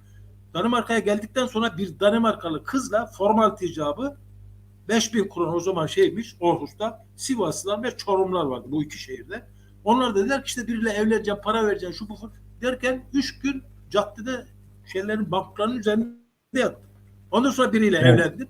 Evlendikten sonra çalışma oturma müsaadesi aldım. İlk işim bir iş bulup çalışmaya başladıktan sonra Türkçe ana dili eğitimini kuran ve kurumlaştıran bir insan. Danimarka'da. Niye? Çünkü evet, Danimarka'da benim yani özelliklerimden biri benim o Türkiye'deki verdiğim eğitim mücadelesi şu bu orada bitmedi. Orada bırakmadı. Buraya geldiğimde de o işte 68 kuşağının o verdiği yani devrimcisin güya ya. Devrim aslında dersi bile yokmuş bende yani. Bunu yani burada öğrettim. Bir devrimci olmadığını, revizyonist de yani bunları bilmediğimi ama kendimi devrimci diye biliyordum. Yani bugün hala Kemalist düşünce hala hangisine sorsam biz devrimciyiz. Türkiye'de işte devrimleri yaptık. Yani bunları devamlı anlatırlar. Bu memleketin kurucusuyuz, korucusuyuz diyerek öyle devam önüne. Diyeceğim onu da söyleyeyim. 29 Ekim 1973 yılında Danimarka'nın Aarhus şehrinde Türkçe ana dili eğitimini başlattım. İçimde bu muhtemelen var. Burada Dede Deveci'nin oğlu var rahmetli Celal Deveci, diğer arkadaşlar ya siz de Kürtçe ana dili eğitimini açın. Bu hakkı ben aldım. Aarhus'ta uyguluyorum. Siz de yapın bunu. Telefon edip şey yaptım. Ya olur mu hoca ya bize konsolosluk müsaade etmez. Zaten biz yani şeyiz. Ya bunun bir şey yok. Danimarka hükümeti veriyor. Herkes kendi ana dilinde eğitim alma hakkı var burada. Evet. 29 Ekim 1973'te Aarhus'ta hiç unutmam Ankara'dan getirttim önlük yok öğrencilerimi giydirdim. İnanın yani bugün tabii aynı şeyi yapar mıydın? O da bir soru. Öğrencilere gittim her birilerine Türk bayraklarını verdim. Hayat Hoca ne bilir ki? Dağ başını duman almış marşı, İstiklal Marşı, başka 10. yıl marşı, başka. Yani sonra Türk'üm doğruyum andımız. Yani burada o kafayla ilk okulu açıyorsun burada. İlk defa Türkçe ana dil eğitimini çocukları sıraya dizdim. O da Go-Gade diyorlar ya yürünen evet. Cadde. Yürünen caddede Danimarkalılar bizi alkışlıyordu. Çocuklara dağ başını duman almış marşını söyleyerek yürüdük. Bütün Danimarkalılar bir şey bayraklarımızı açtık. Gülünç bir şey de bir bak gülüyorsun. Yani ben şunu söylüyorum. Ben Danimarka'nın ilk ana dili öğretmenim. Ondan sonra konsolosluğa yazdık. Ben istifa etmiş bir öğretmen olduğum için öğretmen olamadım. Ne yaptılar? Türkiye'den o zaman öğretmen getirin buraya. Burada bu kadar Türk çocuğu var. Bunlar Türkçe ana dillerini öğretsin. Bu çok önemlidir. Diyerek yazdık, çizdik. O zaman Süleyman Demirel'di başbakan ve ne yaptılar?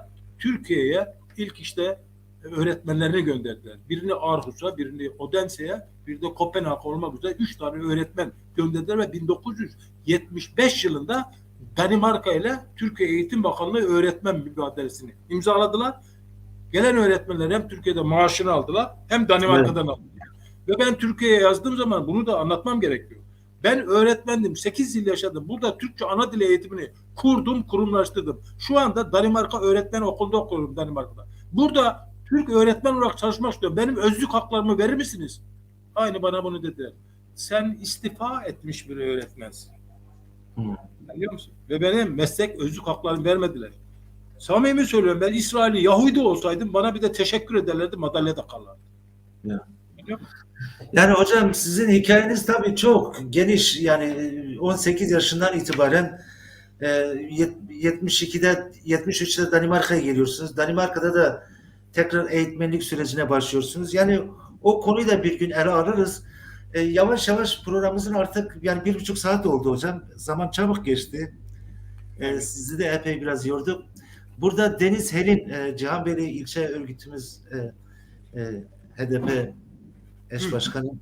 Sevgili Evet. Deniz diyor ki ana dilde eğitim demek çocuğun konuştuğu, anladığı, bildiği dilde eğitilmesi, öğretilmesi demektir. Kürt çocukları bildikleri ana dilinin kursuna neden gitsinler ki? Yani bu seçmeli dersler var ya bu seçmeli dersler yani Evet. Kürtler neden bu kurslara katılsınlar? Yani eğitim, Kürtçe eğitim Kürtlerin temel hakkıdır. Aynen. Seçmeli ders Türkler için söylenebilir, Ermeniler için, Araplar için seçmeli ders olarak Aynen. verilebilir. Aynen, ne fikrim var. Yani kendi ana dillerinde eğitimini, eğitim dili yapabilmesi, yani şu var. Yerinden yönetim dedim ya. Yani bu hala Türkiye'de bir anayasal sorun. Bana bugün yani tamamen bağımsız, bağlantısız, objektif bir değerlendirme yaparsan nasıl olmalı? Yani sen bu kadar tecrüben var. Yurt dışında okumuşsun, evet. Yani ondan sonra sosyoloji okudum. Bir de 7 yıl hukuk okudum. Yani burada devamlı okumayla devamlı ilim irfanla uğraşıyoruz yani. Yani Evet. dünya devrimlerini okudum. Marx'ı burada öğrendim. Mao'yu burada öğrendim. Lenin'i burada öğrendim. Yani Evet. dünya devrimleri nasıl oluyor? Sistemler nedir? Türkiye'de bizim zamanımızda kitap yasakları vardı. Yani okuyamıyorduk. Yani bir kitabı bulundurmak, bir komünist kitabı veya bir Lenin'i anlatan Evet. bir kitabı okumak bir suçtu. İçeriye giriyordun, şu bu. Yani şunu söyleyeceğim. Türkiye'de olsun, dünyanın diğer yerlerinde olsun, insanların kendi ana dillerinde eğitim almaları birinci seçilmesi gereken yol o. Ve Türkiye'de buna şey var mı? Yani Türkiye'de Kürtlere ana dillerinde eğitim hakkı verirsek ülke bölünür. Yani bütün milletin korkusu şeyi bu. Ya kardeşim, insanlar niye devlet kuruyor? Onu soruyorum. Niye şehirleşiyor? Niye medenileşiyor? Niye bir kişiler seçiyor? Bizi yönetsin diye. Yani bizim istediğimiz gibi. Yani öncelik insan. Öncelik insan. İnsanlar ne istediğine bakacağız. Demokrasi odur. Tabii sosyalist ülkeler olsa elbette bunların hiçbiri sorun değil. Ama kapitalist sistem içerisinde bu nasıl olacak? Ben diyorum ki bu Türkiye'deki yani vahşi kapitali veyahut da vergisini şuyunu buyunu ödemeyen ileri demokrasiyi getirebilirsek Türkiye'de HDP'li arkadaşların sorduğu şeyler. Türkiye'ye demokrasiyi getireceğiz. Türkiye'ye efendim bütün etnik kimlikleri de toplayarak en demokratik, mesela çağdaş her şeyi yapacağız. Bu kadar azimliler, ezilen bir insan. Bir defa ezilen insanların, mücadele eden insanların önünde hiçbir akım duramaz. Er veya geç şey yaparlar. Evet. Dolayısıyla Hocam, sevgili hocam, milli devrimlerini yapalım. Gerçekten doyum olmuyor. Yani sohbete doyum olmuyor. Gerçekten biraz zaman da geçti. Son bir şey sorayım. Ondan sonra programımızı kapatalım. Ama sizden söz de alalım. Bir başka zaman tekrar başka konularda olsun. Sizinle tekrar program yapmak isterim hocam. Şimdi Kuşça'dan başladık. Büyükyayla'ya geçtik. Çok orada güzel anılarınız var. Reji arkadaşım da istiyor. Diyor ki hocanın diyor Büyükyayla'da geçirmiş olduğu son eğitim günü nasıl bir eğitim günü geçirdiniz ve Büyükyayla'da nasıl ayrıldınız? Hangi hasretle, hangi özlemle ayrıldınız? Bunun son sorumuz olsun. Daha sonra da programı kapatalım hocam. Buyurun. Tamam, çok teşekkür ederim. Ben de zaten bu konunun çok geniş olduğu için daha sonra inşallah ne yaparız? Evet, evet öyle hocam. Tek tek konular alırız. Onların üzerinde yoğunlaşırız. Evet. Bizimkisi bir genel oldu. Bir de yıllar sonra her birini bir çırpıda söyleme ihtiyacımız oldu. Benim şeyden ayrılmam, büyük aileden ayrılmam tabii çok acı oldu. Benim için de acı oldu. Köylülerim de aynı şeyi hissetti. İşte o resimlerde herhalde ben zannederim son yılı. İşte o foto hiç değilse bir hatıramız kalsın diye. Siz de böyle bir program yaptınız. Evet. Bundan da çok memnun oldum tabii. Ayrılırken ağlayarak ayrıldım. Yani içim sızlayarak geldi. Hiçbir zaman unutamadım. Buruk ayrıldım. Ve hep devamlı oradaki yaşadığım o insanların hatıralarıyla yaşadım. Bana çok pozitif, olumlu, insan sevgisi verdi. Her şeyde en büyük, en kıymetli şey oydu. Hala taşıdığım, yüreğimde taşıdığım o insan sevgisi. Evet. Etnik kökenin, dilin, inancın ne olursa olsun insanı yaşatan o sevgi. O tatlı yani güzel söz insanı yani nedir o yılanı deliğinden çıkarır diye bir şey var ya tatlı söz yılanı deliğinden. Evet. Bana sevgiyle, şefkatle yüreklerini, bağırlarını açarak o sevgi veren 18 yaşında bir insansın. İntihar da edebilirdim. Bak bugün gençlerimizin yaşam koşullarından beri dolayı içine düştüğü durumları görüyorsun değil mi? İşte evet. Onlara birazcık sevgi, biraz şefkatle yaklaşsak bunlar olmazdı. Ben o sevgi, şefkati ailemden sonra büyük yaylada, o Kürt halkında buldum. Onun için hiçbir zaman yani onlardan biri gibi yani ezilen ama onun dışında bir de profesyonel düşünüyorsun. Aklını, mantığını kullanıyorsun. Hak etmiyor yani. Kürt halkı hak etmiyor. Yani neyi hak etmiyor? Bu yaşamı hak etmiyor. Daha özgür, daha müreffeh. Çünkü o toprakların kadim insanları. Biz o insanlara kucağımızı açacağız. Hep Kürt halkı açıyor. Hep iyimser olan, seven, şefkati, sevgiyi her şeyi gösteren. Benim yaşadığım süreç içerisinde Türkiye'nin her yerinde, bütün sektörlerde çalışan, inşaatından tut, yiyecek sektörüne, restoranından tut, her şeyden, bütün servis, bütün Kürtler. Bu insanların hakir görülmesi, yerilmesi, suçlanması, yani o kadar ağrıma gidiyor ki. Niye? Çünkü yurt dışlarında yaşadım. Bir insanın kendi ülkesinde ayrımcılığa tabi tutulması, ayrımcılık, gözü kör olsun. Eşit muamele görmüyor. Bu çok acı bir şey. Kendine yapılmasını istediğin şeyi başkasına yapma. Diyeceksin bunu. Kime diyeceksin? Yapanlara diyorum elbette. Yani. Onları uyaracağız. Biz yine sevgimizi, şefkatimizi, insanlığımızı yitirmeyelim. Mutlaka başaracağından eminim Kürt halkına. Mutlaka hocam, mutlaka. Yani mutlaka bizim o topraklarımızda da Türkiye ve Kürdistan topraklarında mutlaka kardeşlik eninde sonunda yeşerecek, birleşeceğiz. O toplumun özgür halkları olacağız. Nasıl burada karşılıklı saygı çerçevesinde birbirimize konuştuk isek ileriki dönemlerde de gelecek nesiller mutlaka bu süreci yaşayacaklar. Hocam ben de çok güzel, verimli bir sohbet oldu. Güzel bir toplantı oldu. Çok teşekkür ediyorum. Son sözlerinizi birkaç cümleyle alayım. Daha sonra vedalaşalım hocam. Buyur. Ve daha sonra da ayrılmayın. Stüdyodan ayrılmayın. Biraz stüdyo arkasında birkaç dakika sohbet edelim. Tamam. Son sözleriniz varsa hocam onu alayım. Bir selam gönderebilirsiniz. Benim son sözlerim şu, bir defa sizin bu platformunuza, Orta Anadolu Kürtlerinin platformuna, onların sesi olmanıza, yaşanmışlıklarımızı, yaşadığımız gerçek yaşamı aksettirmeniz, topluma anlatmanız, belgesel olarak da olsun, kültürel bir dünyaya zenginlik katıyorsunuz. Yani onlar bizimle beraber ben 3-5 yani hepimiz yani ölümlü bilmem neli bir dünyadayız. Ama nedir? İnsanlara bir miras bırakıyorsun, yaşanmışlıkları bırakıyorsun. Bu benim açımdan değil yani ben kitap yazardım şu veya bu şekilde bırak. Ama Orta Anadolu Kürtlerine böyle bir imkan tanıdığınız için geçmişlerini böyle bir de gerçeklere dayanarak yaptığınız için sizi kutluyorum yani. İnisiyatif alıp da bunu gerçekleştiren arkadaşlar her birine teşekkür ediyorum. Kolay gelsin diyorum. Daha iyi programlar yapacağınızdan eminim. Başarılar diliyorum. Sağ olun, var olun hocam. Kendinize çok iyi bakın. Tekrar görüşmek üzere bir başka programda. Sağ olun. Bütün Kuşçalara, bütün Orta Anadolu'nun Kürtlerine ve Kürt coğrafyasında bütün etnik yani Kürt olması şart değil. Bütün etnik yani kişiliği, inancı ne olursa onların hepsini kucaklıyorum. Hepsine Çok selamlarımı gönderiyorum. teşekkürler hocam. Ayrılmayın hocam, bir şey yapmayın. Tamam. Evet, sevgili seyirciler, bugün Hayati hocamızla bundan 55 sene önce Kuşça'nın Büyük Yaylası'nda eğitim görevini üstlenen Feridun Hayati Ünüvar hocamla görüştük. Çok iyi bir program oldu. Kendisi çok değerli, saygıdeğer bir insanımız. Yıllardır da ilişkilerimiz var. Kuşçalılar olarak da, diğer çevre köyleri olarak da. Böylesine bir program yaptık. Başka programlarda farklı farklı programlar da yapacağız. Bugünkü programımız tamamen Türkçe geçti.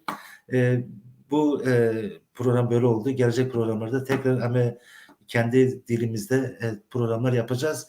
Eri havalın hicra tamaşavanın delal ma bigorinin em car carda em bernamana ben çebikin jber ku insanın mey livalat dijin